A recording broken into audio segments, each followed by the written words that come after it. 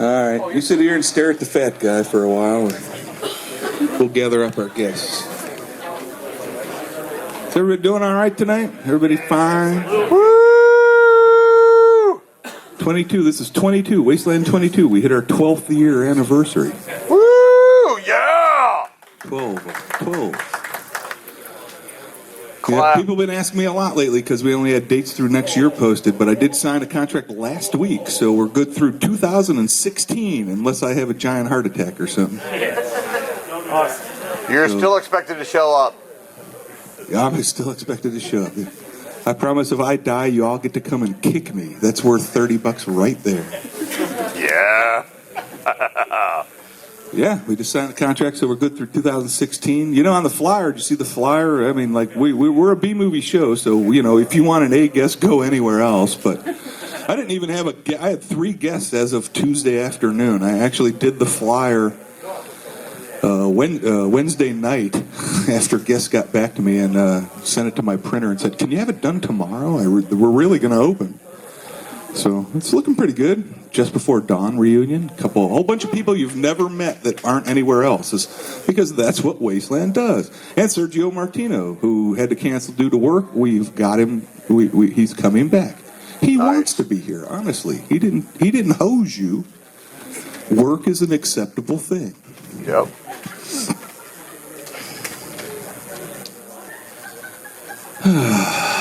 You know, I actually ate something 15 minutes ago. That's more than I usually do on Friday. Look, Fred's in here early. Woo! I'm lucky to be here at all. Ladies and gentlemen, Mr. Fred Olen Ray, sneaking in early. We usually make Art Edinger go and gather the guests. Do you know what happened to us? What happened? We got in the elevator and we were trapped between floors. We sat there and we used the alarm and we tried to use the phone, which sent us to an answering machine. We tried to use the cell phone to call the hotel, and we got their corporate office. And then I tried to pry the doors apart, and I pried the doors apart, and everyone was able to escape the elevator. I really thought we were going to be there. And ladies and gentlemen, all at once, welcome to Wasteland. Yeah! TV movies, you know, where 5 people are trapped in an elevator and one of them wants to eat you. I actually think that's a news story. We haven't had that one. Well, it's that one elevator, the one closest to the hallway there when you go in, so watch it. Oh, we call that the death box. I wouldn't take it coming back down. It was there waiting with the doors open. I said, I ain't falling for that again. Did you ever see that Danish movie, The Lift, about the killer elevator? No, but I did see the elevator. So I knew what to do.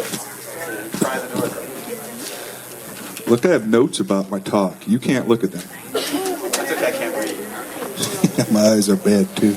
Hey, look, the AV guy showed up 2 minutes before time. Woo! Yep, he was drinking. I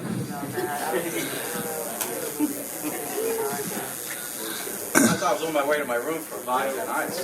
Yeah, I came back from mine with a bourbon and ice. I really needed it after. I'm going to have to get you a bigger glass. Yours is puny. I know, but I already had 2 before I came back down. Yeah, so did I. Just because I'm much larger than Don't let me stop. you. Believe me, you won't. Look, we're sitting in front of a crowd. Usually it's just the fat, long-haired guy, but now me and Fred are sitting here. Honestly, I once killed the crowd with Jesus jokes just because I figured, what the hell? Decided not to do that again. Where are the girls? Art's supposed to go gather them up. That's a big crowd for Friday night. I was at Louisville Friday Night Film Festival last year, and it was open on a Friday night. It looked like a ghost town. This is Wasteland, man. We come here to, these people have to pass out by 3 or 4, so they got to get here early and do their shopping because they have a full night of, standing out front, drinking and cheering, things that are really stupid to do. We don't pass out till Sunday. Hey, this is Wasteland, man. We get rest between 8 a.m. and 10 a.m. Then we take a shower and start again. You shower? Believe me, smell the Wasteland crowd. Most of them shower, except that guy over there who shit himself earlier. Some of us care. This thing on? This thing on? No? Yeah. Okay. Yeah. No, you get it. I don't do A anymore. I just go action. Does it work now? Oh my God. Holy mackerel. Yeah, you got to put it to your mouth. One thing we learned a long time ago, it's not a dick, it's a microphone. Actually, the first time. Very first time. But you don't have, you'd be surprised how many people that do this. Well, you know, one time I was, yep, it's a microphone. So we're uncomfortable now. You're all staring at us. Does my hair look good? Did anybody see the We're movie? good.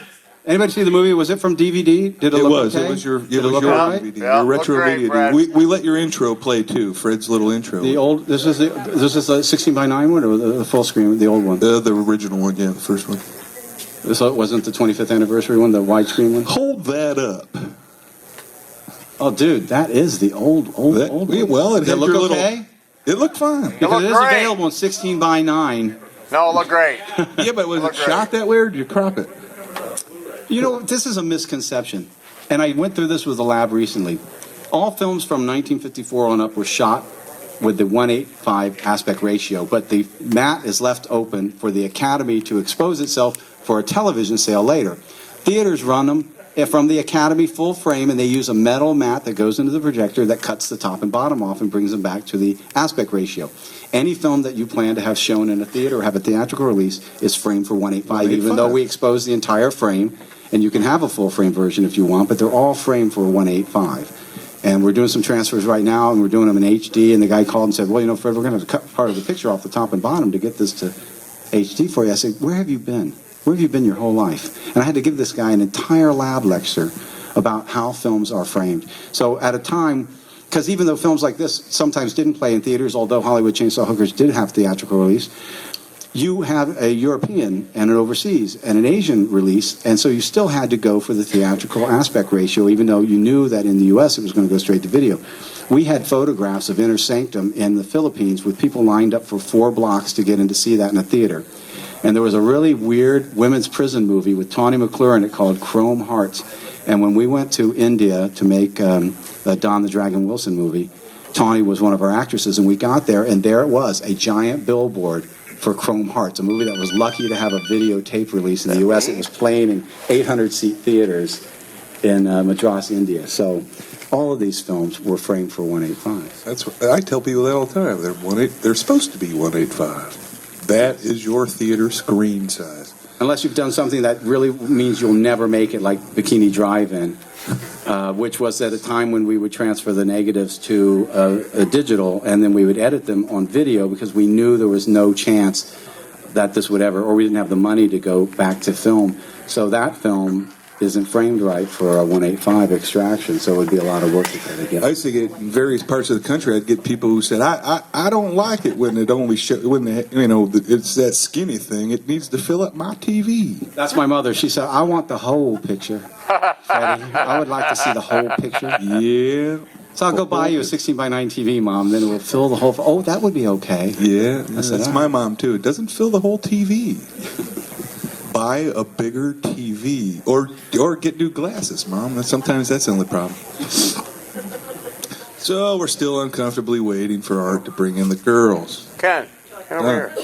Fred, Yes. Hollywood Chainsaw Hookers. What was it like to work with Fox Harris?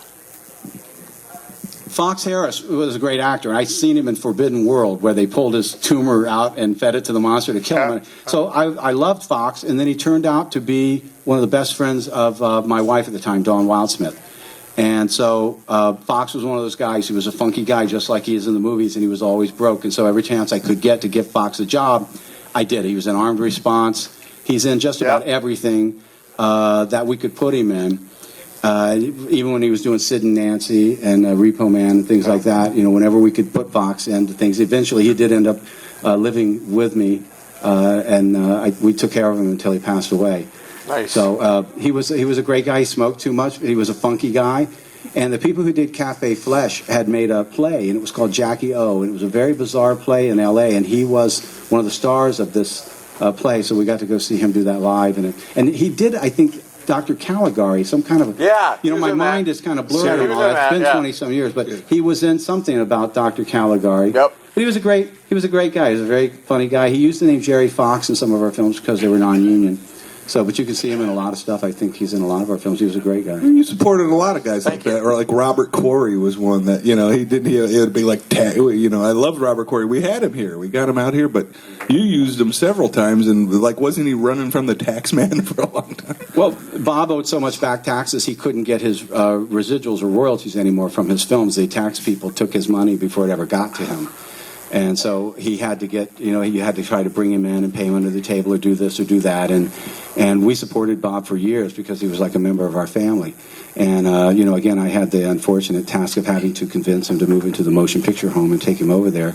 And because he was certain that he wouldn't last there. And I said, well, Bob, there's people here to help you. There's a hospital and facilities. But he was right. He didn't last probably more 6 or 8 months. And then we had the sad task of having to go and clean his apartment out at the motion picture home, and I couldn't bear to throw his stuff away, figuring that someday I'd meet a fan of Robert Quarry who wanted this, and so I kept his eyeglasses and his canes and I love all of Robert. these. We had His Anne Radcliffe Award was in his room too. Does anybody remember? Was anybody here met Robert Quarry? Oh, who doesn't remember? He was an Bob awesome dude. The Quarry? first time I met him was like weeks after he had like a triple bypass, and we went out and had a smoke. Nice. You know what though? At the end of his life, he stopped smoking.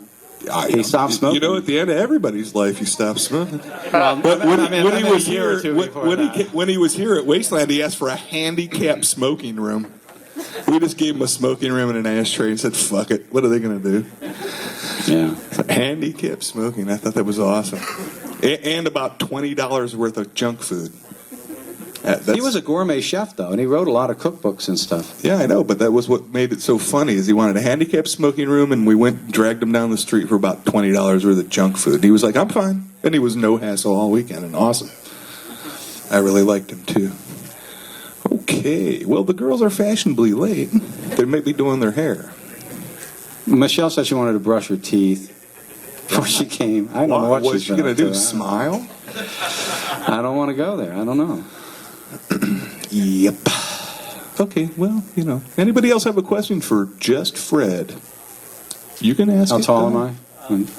What drive-in did you shoot Bikini Drive-In at? It's a drive-in that I think it's listed there. It's the El Monte Drive-In in El Monte, and they were open during the summer, but they weren't open in the fall. And it's a funny story. Jim Wynorski and I had made Dinosaur Island, and we finished the movie and we turned it into Roger. Thanks. And Roger gave us our paychecks. It was $25,000 each. And I said this was the difference between Jim Wynorski and me.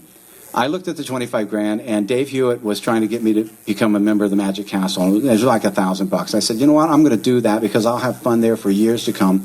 And I looked at the rest of the money, about $24,000. I said, I think I could shoot 4 days of something with this. So I came up with this Bikini Drive-In movie, and we shot everything that didn't have a drive-in in it in 4 days for $24,000. Jim took his $25,000, took Tony Naples and another girl, and they went to Hawaii.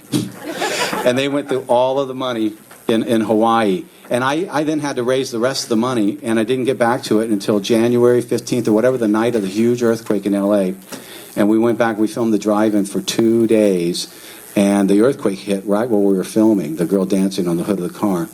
And we continued on because we didn't know how much damage it was until we got home. We saw that our houses had all been wrecked and stuff. And people said, "Fred, how could you keep shooting?" I said, I had 5 shots left. I had to do it. So, but the drive-in was very expensive. I mean, it was $24,000 for the first 4 days. But to go to that drive-in, light that thing up, bring all those cars and do all that stuff that was there, took the rest of the money. I mean, the whole movie cost maybe $125,000 total. But it was the El Monte Drive-in, and they had a chain link fence around the marquee because the vandalism was so bad in that neighborhood. So I said, "Look, we'll use it as a go-go cage. We'll put girls in bikinis dancing up in the cage," and we did. Resourceful. Well, look who decided to join us, ladies and gentlemen. Give us a hand, Mr. Fred Olen Ray. We've kept your attention with Linnea, Quigley, Michelle Bauer, and my partner in crime, Mr. Art Edinger. Well, we kept him amused for a while, girls. So glad you can make it. Oh, yes. I told him you were glad. brushing your teeth. We did. We brushed and flossed. We poured a drink, so we were quick. Here. I know it's time to cut. Hey, we just watched Hollywood Chainsaw Hookers, though, and out of all the films that that all of you, all the films that Fred made, all the films that the Linnea and Michelle were in, is this one that people remember? I mean, like, people talk about it all the time and ask me if it's going to come out again, and but do you find it? Out of all the things you did, do you find it weird that this is one that everyone remembers? Oh, Honestly. you're asking us? Yeah, it's like an open question. Yeah. Yeah, there's a button. Okay, oh. Yeah, when the light turns green, you can talk into it. Hopefully. It's green. It's good. It's on. Okay, thank you. Hello. Mindless. I was really surprised that Hollywood Chainsaw Hookers took off like it did. Weren't you, Michelle? Yes. Michelle is a woman of few words, but many other things, many other talents. We had discussed before that it actually got a theatrical release, and then it was very popular on cable TV, and it's just lasted the test of time, is what I'm trying to say. It has. I mean, having Leatherface in it, and Michelle, and all these crazy people, really worked. What about a sequel? What about not? I think Hollywood What about Chainsaw Hookers it's like Pinocchio and Snow White. Every 5 years there's a new audience for Yeah. it. And it's just a funky, weird title. I think what really helped us is when Maxim magazine came out and called it the 4th greatest B movie of all time in their top 50 B movies issue. I forgot that, yeah. And it got a lot of. It was at a time when the titles had a lot of things to do with it, and we thought it was a really catchy title. But I will say this: that we've traveled around the world. I mean, we've been flown all over the place, and we've been on so many TV shows and radio shows and shown this in so many festivals and stuff that it's just amazing what a movie that took 5.5 days to make. And Gunnar Hansen, people don't realize that Gunnar had never been at a comic convention or a film convention. He didn't know anything about it till I brought him out for this show. He was a friend of mine. He lived on Mount Desert Island, probably still does. He lived in someone's guest house. He's a poet. And I called him and I said, how would you like to come and make a movie? I'll hire you for 2 days. I'll fly you here and I'll fly you back out. And he kind of went, okay. And he did. He just flew in. And I called Eric Caden and I said, Eric, do you want to meet Gunnar Hansen? So Eric came down to the studio and he said, you should come to one of these shows where you sign autographs and stuff. He had no clue what that was. And now, of course, you can't go to a show that Gunnar isn't at.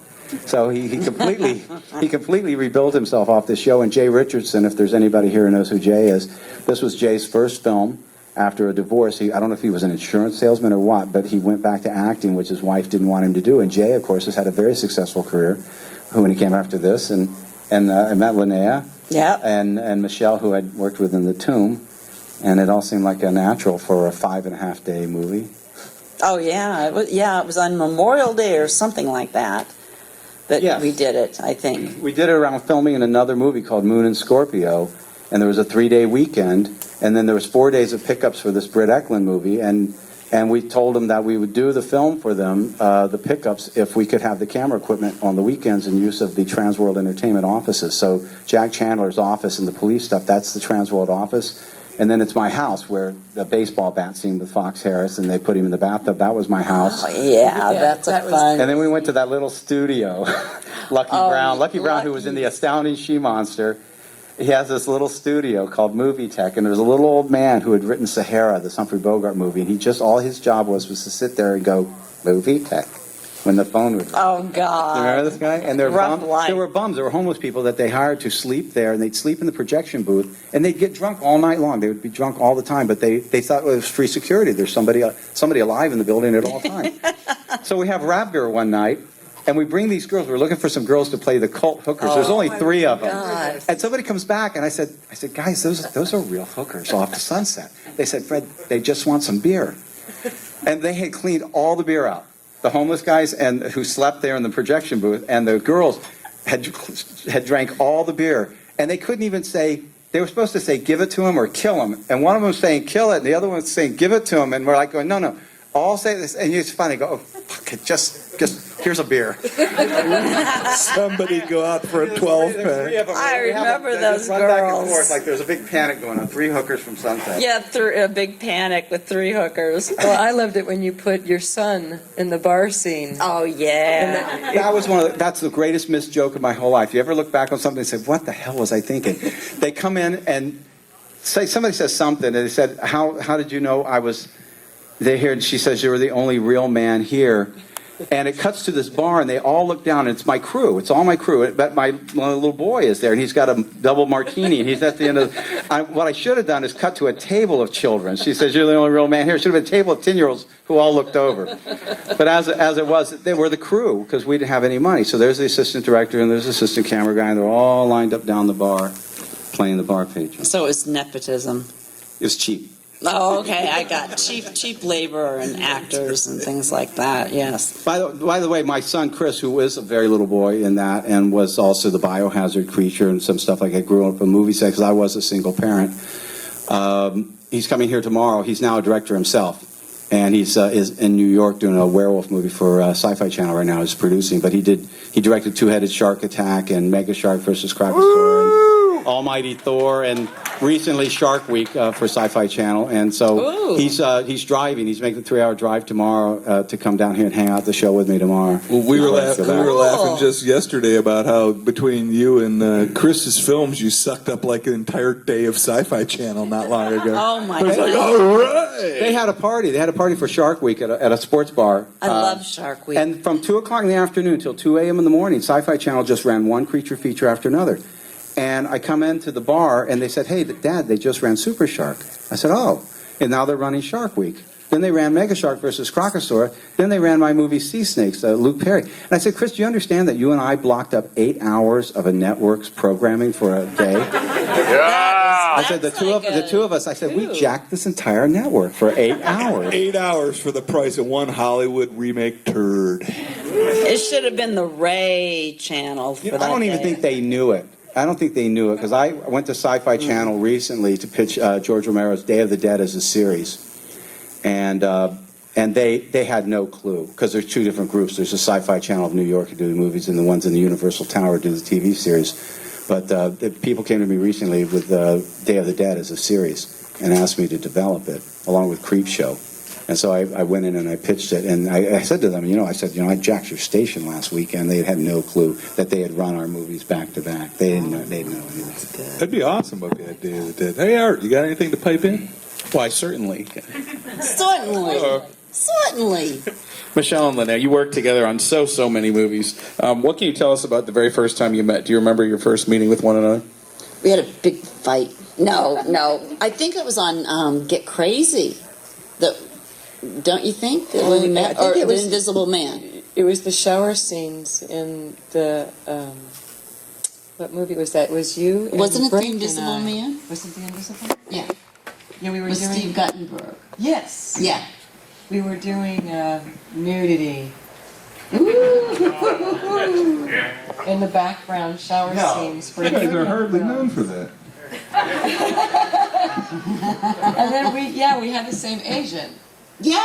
Yes, who met a horrible demise, unfortunately. Yeah. Not anything. Was that the guy with the parrot? Yeah. Well, it was a big parrot. I was Yeah. waiting for a TV movie to come out of that, but There should have been. Whoever did it has been He able was to like, hush that up. he'd call us on the phone and say, I have a nice little shoot for you.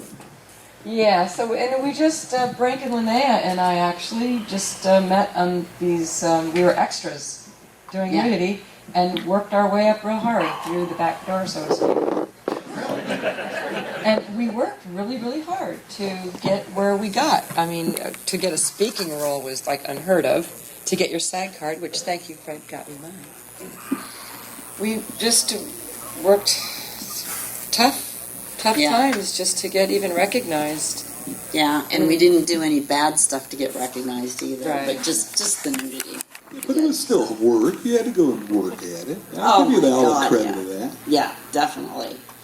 It's not easy to to sit on a Yeah, film to shoot sit in a and be naked. bathtub in It Nightmare really is. Sisters for 2.5 hours with a bar of soap. That was Trying to difficult. think of what to do with the soap. Yes. That was a hard one. you had the That wrong was hard. director. All you had to, Oh, it wouldn't do have is been ask for like suggestions. 2 hours. It looks like he has a question. We usually open it up in just a little bit, if that's okay. I want to say, please elaborate on the parrot story. Hal Gathu owned a modeling and casting. CHN International. is Yeah. the name of it. And it's been on the news and everything that I remember he had Demi Moore, a bunch of different people like that in his files. And I remember he was just a really nice man. He had a parrot, and a parrot lived like 100 years, and he just treasured the parrot. And it ended up one night, the place caught a blaze, and supposedly he was shot himself, and the parrot was in there too. And they said it was a suicide, but he would never included the parrot on his suicide. So it was something weird. No, I think he was killed. What they believe is that there were photos of some actress who was very, very famous in their files for whatever reason, and that somebody had killed him to get those files because the files had been ransacked and the place was burned down with him in it. Yeah. And there's nobody in town that believes that that's an accident. Everybody thought it was somebody had killed him. Yeah. But whoever was, the photos never turned up, whatever photos they thought they were, and they never did find out what really happened to it. But it was a very bizarre and sort of tragic horrible. sort of situation. Yeah. I have a question for Fred Olen Ray.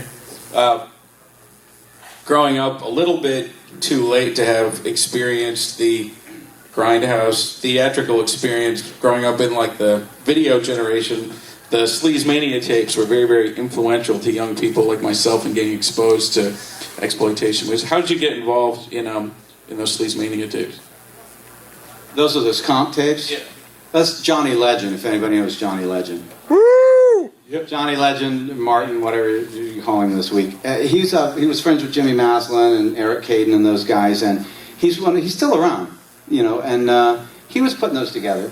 And I don't know what I might have given him. I mean, I think I let him put some things on there that I'd never released, because I would go out and try to get movies. I needed money, so I would go and I would shoot 5 minutes of something, and then I would take it around and see if I could find somebody who would give me the balance of the money. And so I had some things that I had never found the money for, and I let him put those on there, and he just compiled those things together. So he's an interesting guy. I used him as an actor a few times in a few films. True, and a wrestling fan. Johnny Legend? Yeah. Oh, yeah. You all do know that this is fabulous Freddie Valentine. Yeah. Right. You still wrestling them a lot? No, not at this age, but...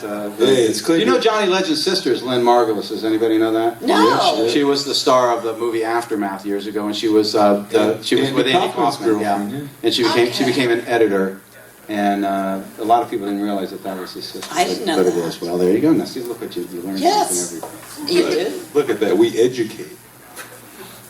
Well, like we're sitting here on a panel here with Fred and Michelle and Linnea, and together, Michelle and Fred worked together like 25 times, 26 times, and Linnea worked with Fred like 15 Once? times.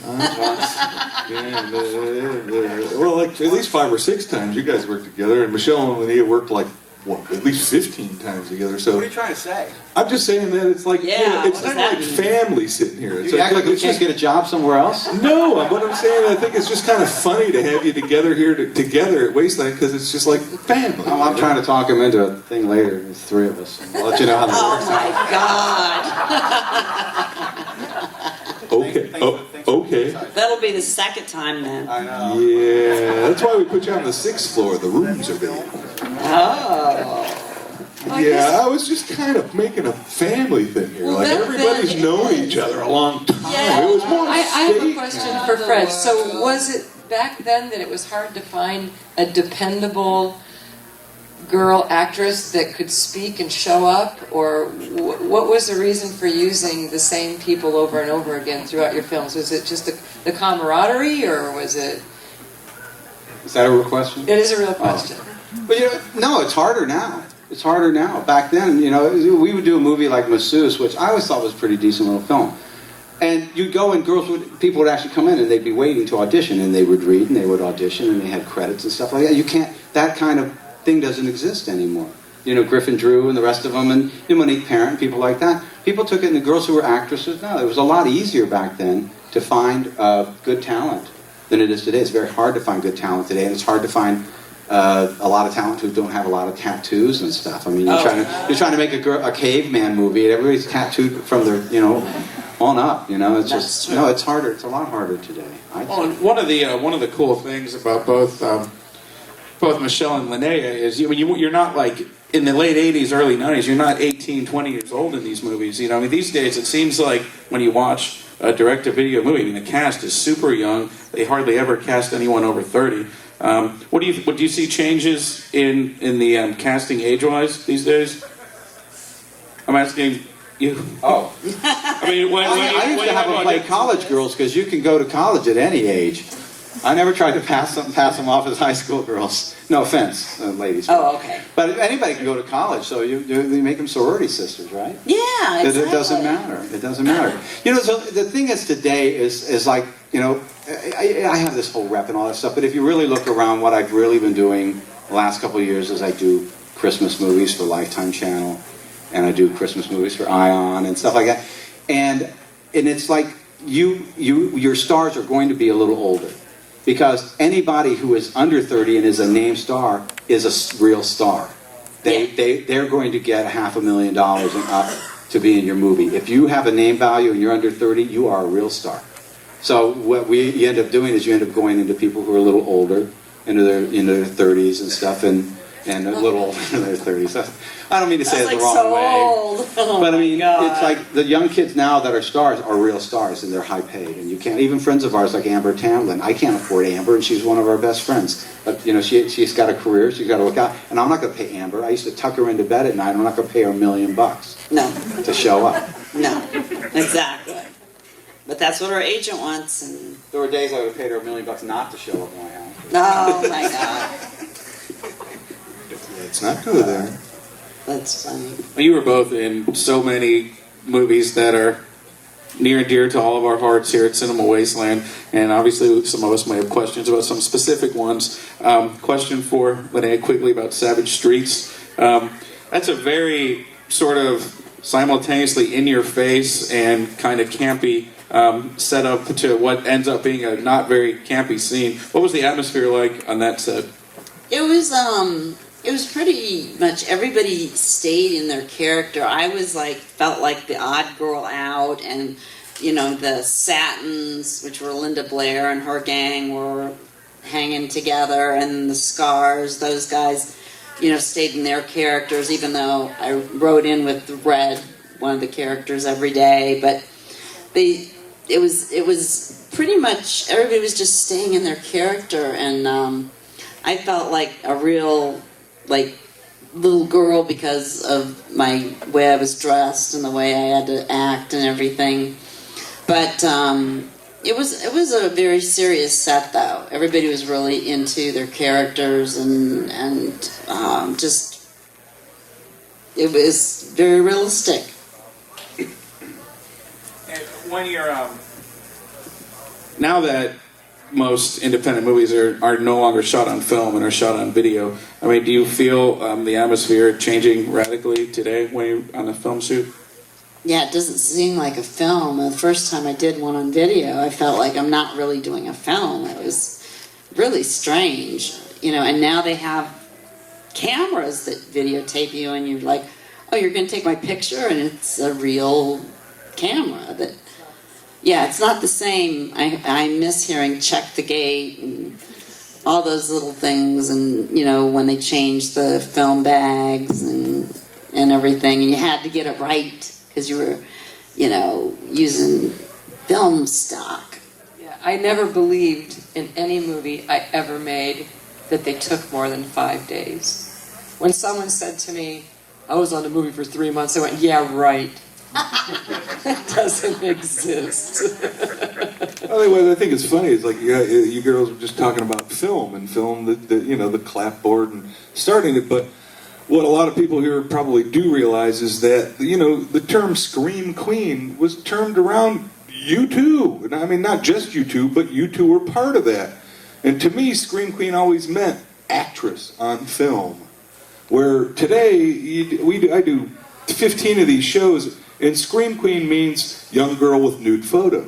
Yes. And to me, that's not at all. They destroyed that term, where I always thought it was actress in B-movie, and that's what I liked. I used to love to see movies with Scream Queens. You know, I used to, I don't go to too many of these shows, and people may have seen me a couple places, but I'm not really a regular at anything like this because I have a business to run. A life, and I work. will still work. Yeah, well, I'm still working.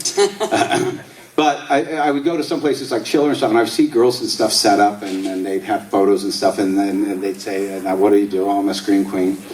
And I said to one girl, and I said, "I'm sorry." I said, if I haven't heard of you, and Dave hasn't heard of you, Jim hasn't heard of you, you're not a Scream Queen. Oh. I said, no, if you haven't stood in waist-deep swamp water at 2 a.m. in the morning on a Roger Corman movie, you're not a Scream Queen. You haven't paid your dues. If you haven't gone through that mill and you haven't done that job, and I still say check the gate. I do it just for laughs. Oh, good. Good. Well, all I know now is, ladies, I refer to you as the original queens of Scream. Because screw the term Scream Queen. There are Scream Queens, and they're allowed to call themselves that. But the original Queens of Scream will always remain near to my heart. I think that whole genre died in 1993. Oh yeah, by the mid-90s, the Scream Queen term was killed and stomped in the mud. Yeah. It really was, because there was nothing. The film was, it was just phasing out. Shot on video is not a Scream Queen. Well, I mentioned that we had worked so hard working our way up through, like, Fred's saying, from the locker room background scenes and finally getting a speaking role and then meeting these guys and getting these parts and then getting a following and the years that went into that. And then for a girl to come up and say, I'm a Scream Queen, I got upset because you didn't go through what I went through to get where I am, and it really, really bothered me. It really upset me.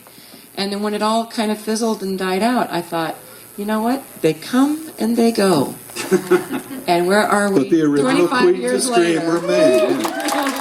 I coined the term in 1993 to describe the women I used to see at conventions. I called them cheese queens. Oh, I love that. That's funny. Well, and thanks to technology, you can now make any number of movies in your backyard with your handy cams, and you can make your own DVDs and your own covers and stuff. But can you get HBO to show your movie? Oh, yeah, that's a big question. Can you get Blockbuster to buy 20, 30,000 units and put it on their shelves? I mean, well, you know what I'm saying. Or Netflix to take it, or whatever it is.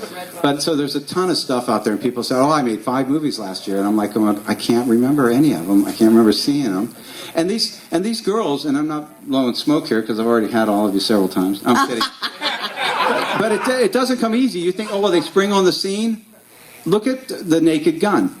And people, obviously, everybody's seen The Naked Gun. The cop car goes to the little cop, then the title's there, it goes into a girl's locker room. If you look, there's Brink Stevens. She runs across in front of the camera. Oh, my God. If you see Psycho 2 or 3 or whatever, Norman Bates or somebody peeks through a thing into a girl's locker room taking a shower, take a look. That's Brink Stevens again. It wasn't easy. Everybody has to pay their dues. Everybody has to work the hard way up. And if you know where to look for these girls, you can find them all over the place. See me later. Oh, yeah, he'll tell you the deep, dark secrets. But no, you'll pan across things, and all of a sudden you'll see somebody, and it's because people, sometimes you have to pay your dues. You have to stand out there, like I said, in a swamp, in Sorority Massacre, or Part 35, or whatever it is. Yeah.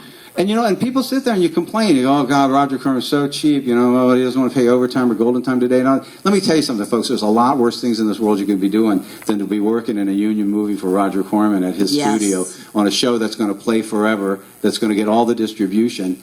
And we were talking about an actor recently who had come in, and I had offered them a role.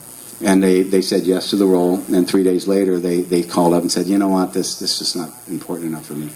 And I said, well, that's okay, because John Snyder took the role, and the movie plays 5 times a month on Sci-Fi Channel, almost every month now, and the other actor hasn't been in anything that's shown up in the last 2 years. And I'm saying, well, I guess that's the difference between the job you took and the job you didn't take, is the job you didn't take is everywhere you want to be. It's just like Visa. I love that. Yes. But I like John Schneider. Don't get me wrong. I thought he was perfect for the role. I mean, sometimes people do you a favor. Sometimes the things that happen that aren't really great turn out to be some of the best. Well, you had a things. wonderful. I mean, like, look at the movies you made. You got to like cast all your childhood heroes too. I mean, like Buster Crabbe, Kirk Ellen, even Bob Corey. We just talked about. And you always made the joke that, I used them all. When they needed the money, I got them on their way down. And you know what, though? But that's not what he meant. What he meant, exactly what I said. Because- it's paraphrasing. I said horribly paraphrasing the drunken barroom conversation. If they were alive and wanted to work, I would give them a job. Exactly, and that you would Well, give if they them a were job. dead, No one else wanted. There was a reason why people didn't hire Aldo Ray. I mean, there were reasons why some of these people aren't working. John Carradine, I mean, who wouldn't want to direct John Carradine in one of in their early careers? I mean, the guy walked, he was bent over, he looked at his shoes the whole time. And they said, Fred, why doesn't he ever get up from behind the desk and go somewhere? I said, there's not enough film in the magazine to shoot him getting up and walking over there. We don't have the time. It was awesome. Michelle knows because she was in that movie. She was in that first film that we used John Carradine in. But we had this discussion just yesterday about how all of them would have been so cool at Wasteland guests if they'd just survived. Cameron Mitchell. Cameron Mitchell, Aldo Ray. We were like, the notorious boozers would have just fit right in. How about Lee Van Cleef? Lee Van Cleef He would have been a great guy. Awesome, dude. A little grumpy. But the movies that we did, we didn't make a ton of money on them. What were we making, a couple $100 a day? Yeah. And we were doing it just for the love of the film. And as a matter of fact, if Fred called me tomorrow and said, hey, I'm doing something, I would never say, how much? I'd go, where and when? That's the way it went all over the years. Was I got a project, you in? I'm in. The Hollywood Chainsaw Hookers. Mm-hmm. Hey, I got this thing. I want to be Mercedes. Okay, come on, show up, be on set, blah, blah, blah. That's just how it was. And then we went to trial with SAG and lost all the money we've ever made. For working non-union. So I went financial core, which means that I can work on union I and did the same non-union. thing. Yeah. Well, they fixed all that. It's all fixed. Oh, it's all fixed? Everything's fixed now. Yeah, right. No, I'm telling you, under the new SAG ultra low budget Yeah. deal, you can mix non-union actors with union actors, and you can pay a union actor as little as $100 a day. It's gone backward for the actors. Yeah. It's gone backwards. I mean, I don't think in my early days, I don't think I ever paid anybody $100 a day. I mean, I've paid full union all the time, but we never would have offered somebody $100 a day. I mean, that was, but now you can do it and you get quality actors. You can't believe the actors that show up for $100 a day. Mark, A lot. oh, I can't mention names. Go ahead. Mark Hamill? Yeah. Yeah. If you want to work, you work. Let me tell you, is anybody here Dark Shadows fan? An Actors original? are actors, though. Okay, Super Shark. Jerry Lacey's picture comes through. And I said, I'd met him years before, and we didn't get to hire him. And it was $100 a day. I said, I'm too embarrassed to ask him if he'll do this. I said, I want one of my assistants. I said, I want you to call this man. Tell him it's $100 a day. If he wants the part, he's got it. He doesn't even have to come in. They said, Fred, he's going to do it. Whoa. I said, okay. So Jerry comes out. He does a great job.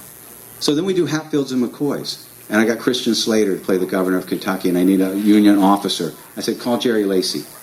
Jerry said, I'll do it.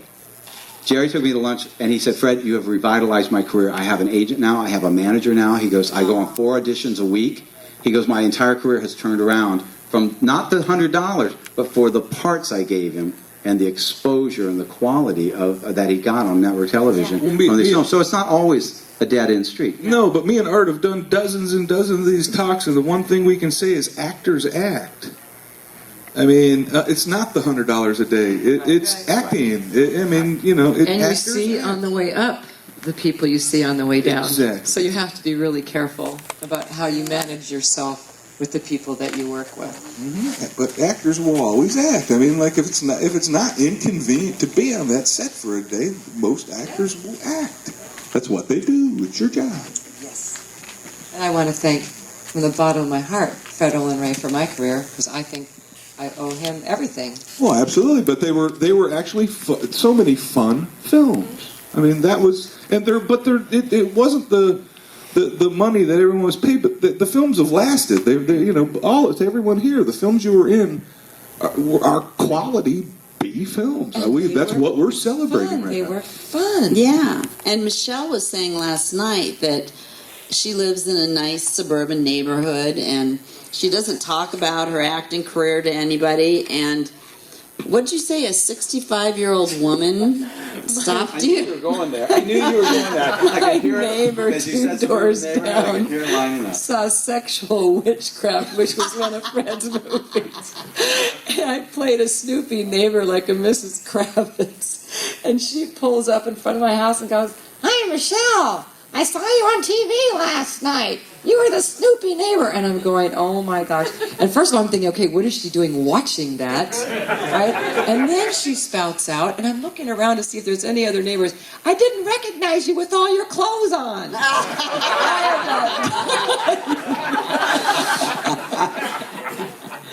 Oh, dear.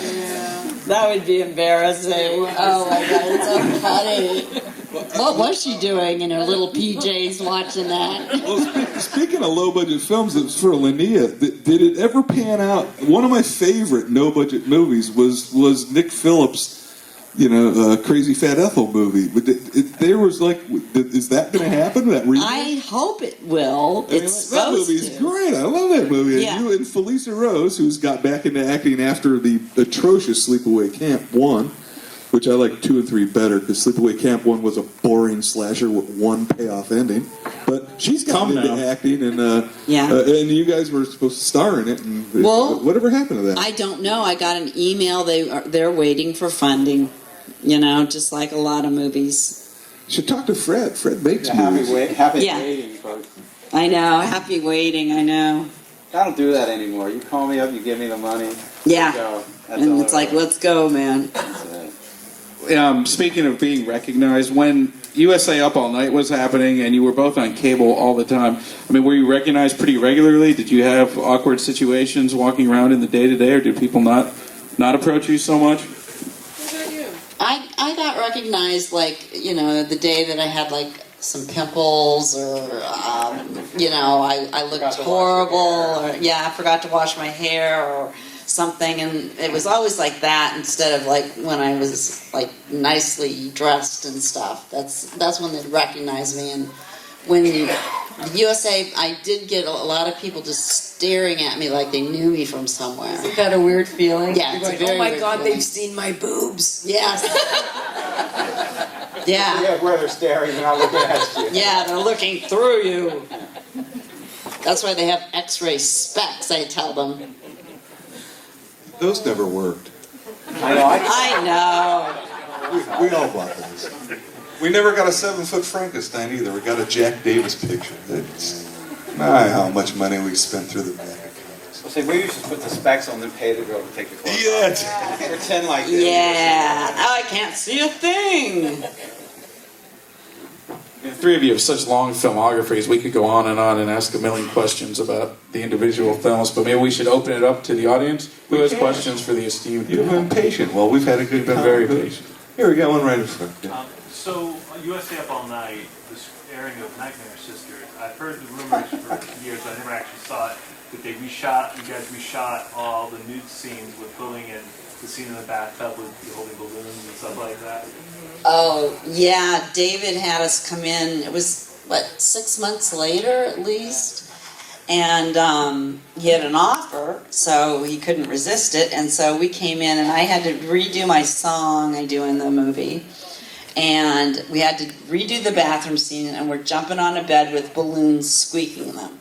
Because For like 4 or 5 minutes. for 4 or 5 minutes, not, And we're looking half at an each hour. other going, what are we doing? Yeah. We're like, this doesn't seem like the first movie we did. You both appeared on the show, too, not just in the movies on the show. You made appearances on it, which was cool. Yeah, we used to do the fun wraparounds. And were you ever there when we did no, you weren't there that one, where we did the lipstick and had to all do it in tandem? No. Okay, thank God you weren't there for that one. Anyway, go ahead. Yeah. I just wonder, you guys have been talking about, how you love what you do and everything. I wonder, is there a movie that each one of you that you wish you hadn't done? Yes. A movie? Can you name it? There's a few, yeah. Animals. You're the first person that said that. That was the first movie I ever did on video. And for some reason, I don't know, it opened up with this music that was really weird, and it says, special thanks to Mom and Dad. I just knew it was gonna go fall away. You gotta suss these films out before you agree to be in them. I know, but they said they had, the cinematographer from, if you remember, China Beach or whatever, and, he got sick being in the plane, vomiting, taking aerial photos. And there's the ones that you do that you're sure going to go nowhere, and they go, like, for miles No and one will ever years, see and it. then never stop showing. Yeah. Don't even look at me. Yeah, I did a movie one time, and I swear to God, I'm embarrassed to say this. I never read the script.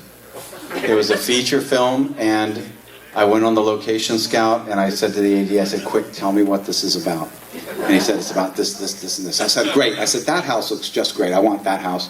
And I would come in the morning, and I would, because people don't work, because Michelle and I were talking about the scripts. You don't work from scripts anymore. You come in the morning, and they give you just the scenes that are being filmed today. There's a call sheet, tells you the order, what you think the order will be, who's in them, and by number. And you get the sides. They're called sides. That way you're not carrying around a 90-page object all day. You get a 10-page object, or sometimes a 20-page object. And you just go from that. So every day I would simply look at the sides, see what the scenes were, set it up the way I knew it should go, and call action. And it was called, and you know what, it's funny too, because it was part of a French television series that were being shot in 3 episodes each, and then they would be made into a feature. And they were shot at Roger Corman's studios, and it was called Emmanuel 2000 or something. Oh, no. With Holly Sampson. And it was the last of the episodes. It was week 14. I was the last director to come in. And it was like being John Malkovich. She had something that glowed on her forehead and a necklace or something. And it was very confusing to me. I didn't understand what it all meant. And so I went to the star who played Emmanuel, and I said, what's the deal with the thing that's flashing on your forehead and stuff? She goes, well, you're the director. I thought you could tell me. I said, I'm the last guy here, honey. This is week 14 of 14. And we just went, okay, just call it a day. And it was the only one of those Emmanuels that was picked up by Showtime and run as a feature. It's the only one that ever came out on DVD, so I must have done something right, sleepwalking through it. Just shows you experience will out. Good. Experience will out. Did you use a pseudonym on that one? Or your name? You usually use your name.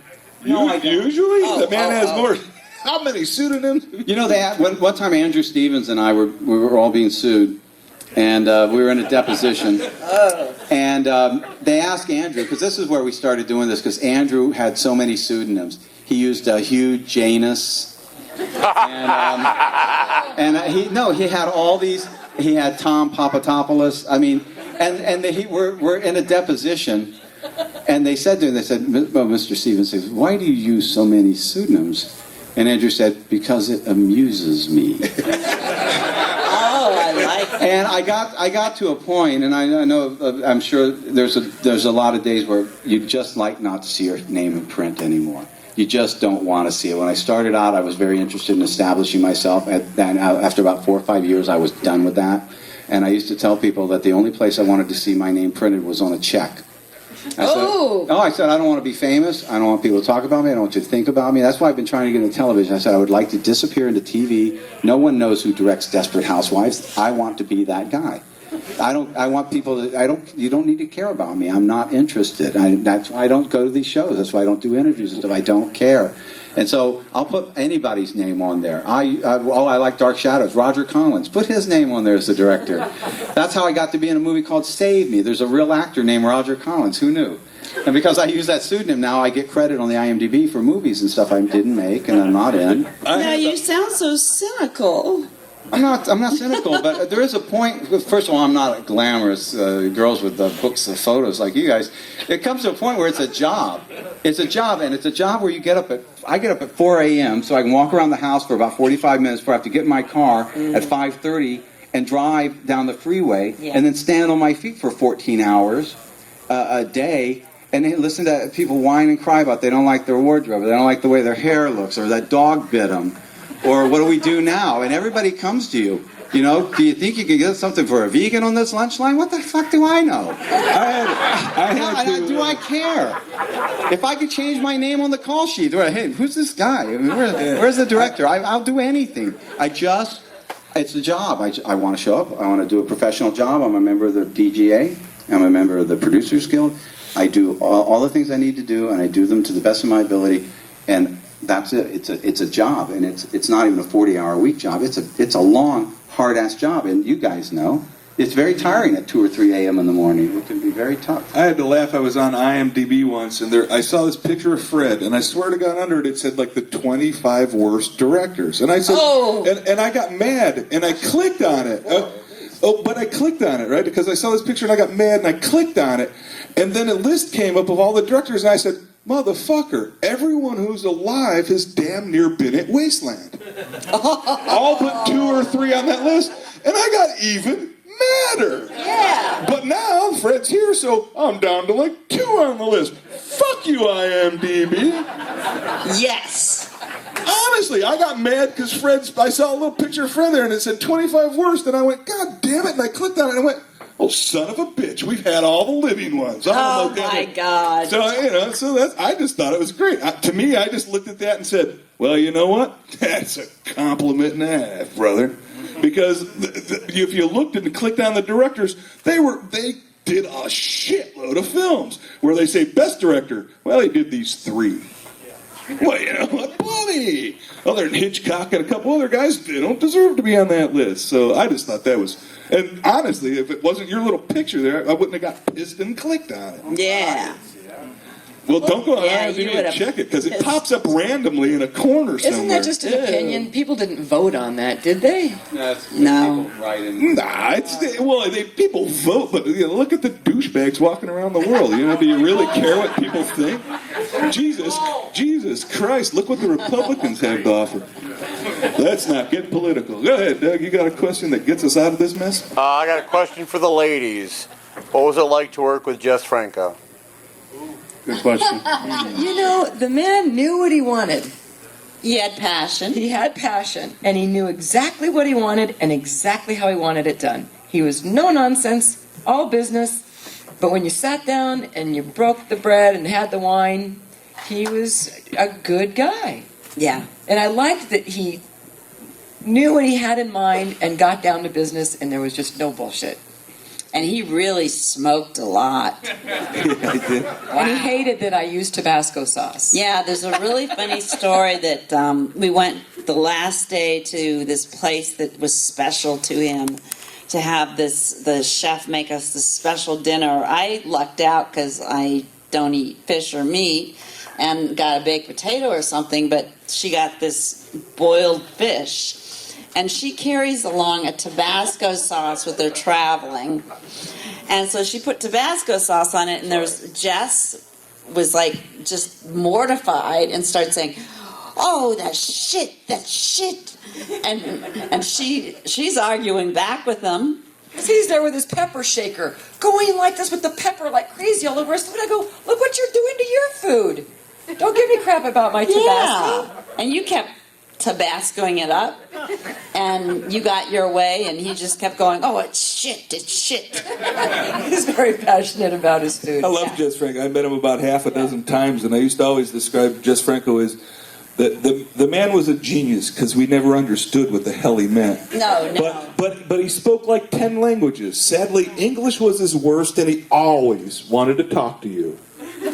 So you can only understand every third word because he'd be telling you, he'd get excited and then you'd just shake your head going, yeah. I hope he's done soon. Yes. Paul Nash didn't speak English. No, Paul Nash didn't speak any English. I met him a few times. He said hello. I think he said hello. Paul Nashi gave me his email address, and he said his email address was nashi@com.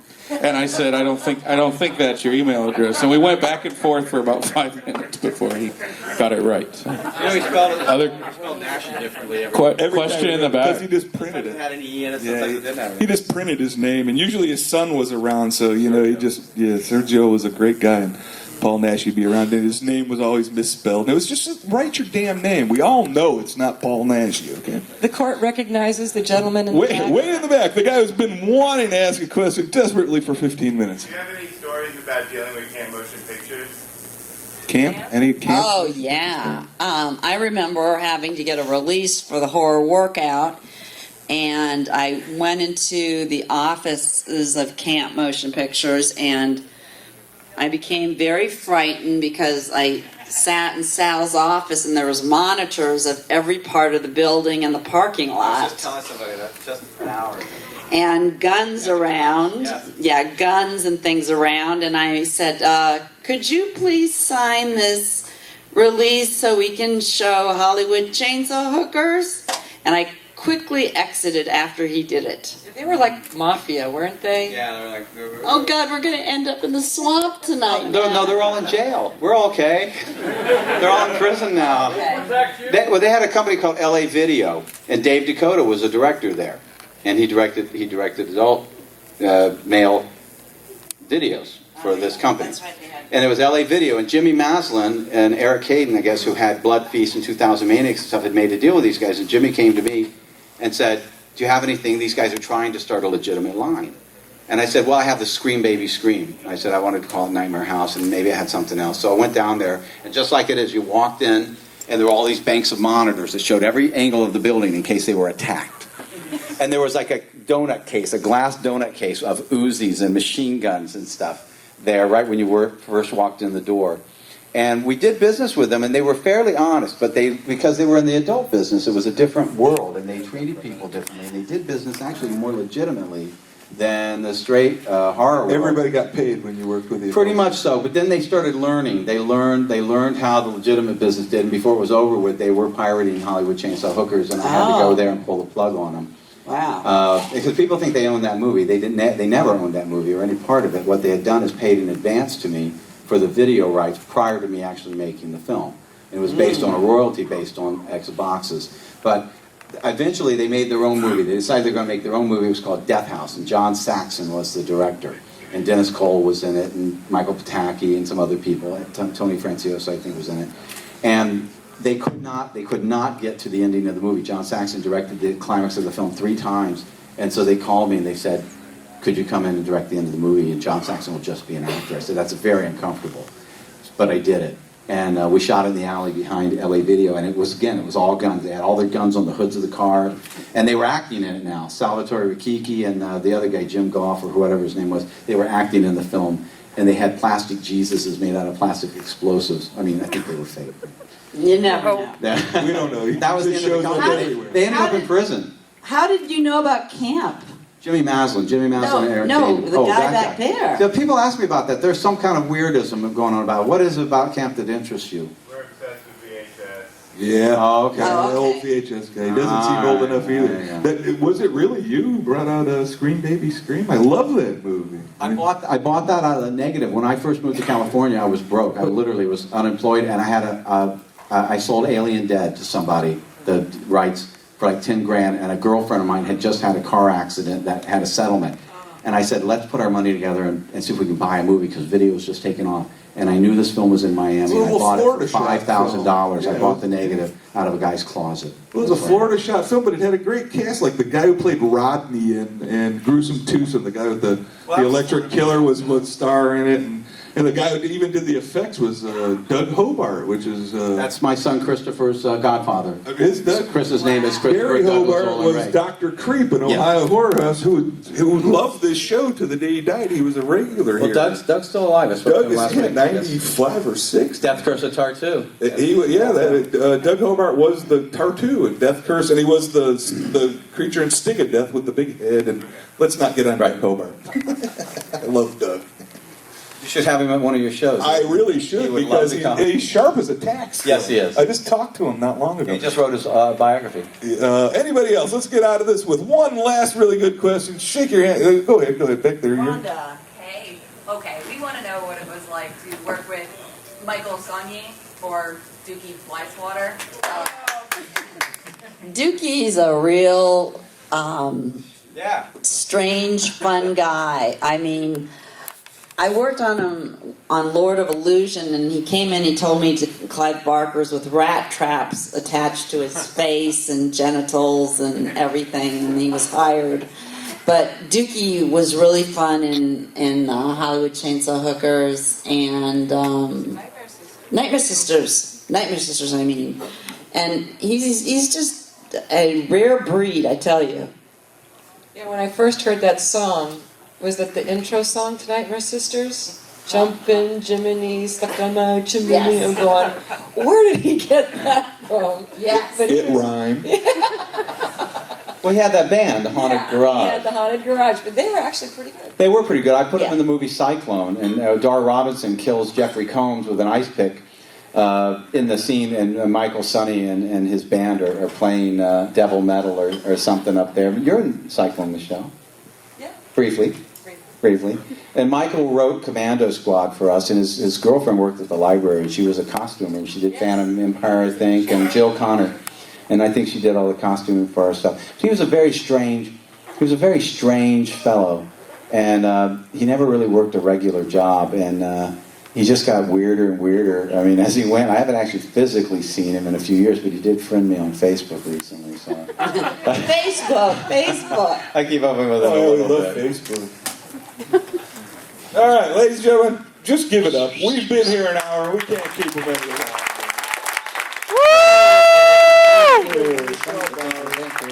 Visit them all weekend at their tables. And enjoy Cinema Wasteland 22.